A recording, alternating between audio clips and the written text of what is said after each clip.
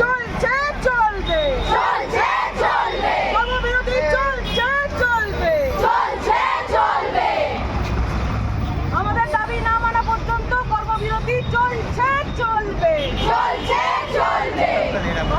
আজ বাজেটে আমরা কোনোভাবে খুশি নই, খুশি হব না, চলছে না চলবে না, চলছে না চলবে না। হয়েছে সেই বাজেটে আপনারা কতটা মানে যে আপনাদের যে 1000 টাকা বাড়ানো হচ্ছে এটাতে আপনারা অনেক কিছু খুশির তো খাওয়াটাই আসছে না, মানে খুশির কোনো প্রশ্নই আসছে না এখানে। দিদি মানে আমরা চেয়েছিলাম ন্যূনতম 15,000 টাকা, সেখান থেকে উনি মানে সমস্তটাই বাদ দিয়ে 1000 টাকা দিলেন। এটা কি ছুঁড়ে দিলেন ভিক্ষার মতন? সেটা হ্যাঁ, বিভিন্ন আন্দোলন মানে মেয়েদেরকে মারা ধরা সমস্তর পরে ওখানে রাস্তায় ফেলে পেটানো, তারপরে উনি 1000 টাকা ডিক্লারেশন দিলেন আজকে।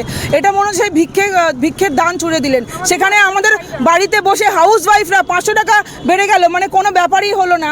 500 টাকা বেড়ে গেল, বাড়িতে বসে বসে ওরা 500 টাকা পেয়ে গেল, কিন্তু আমরা যারা মাঠে ঘাটে 24x7 কাজ করছি তাদের জন্য আজকে 1000 টাকা বাড়িয়ে 6250। উনি বারবার এটা বলেছেন যে ওনারা এই টাকা পান, ওই টাকা বাড়লো, কিন্তু ICDS-কেও সেম 1000 টাকাই বাড়ানো হয়েছে।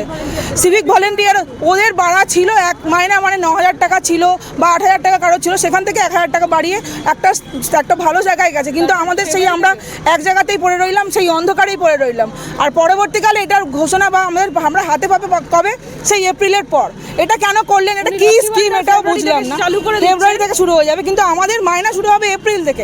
এটা মানে কোন রাজনীতিতে শুরু মানে হলো এটা বুঝতে পারলাম না আমরা। এটা এখনও জানার বিষয়। দিদির কাছে আমার অনুরোধ রইল যে আমরা সবাই বলছি যে আবার একটুখানি ভেবে দেখুন, যদি আমাদের ব্যাপারটা আর একটু ভাবা যায় এটা তাহলে খুব ভালো হয় আর কি। আপনার নাম জানি রূপা মিত্র, হাওড়া পৌর স্বাস্থ্যকর্মী।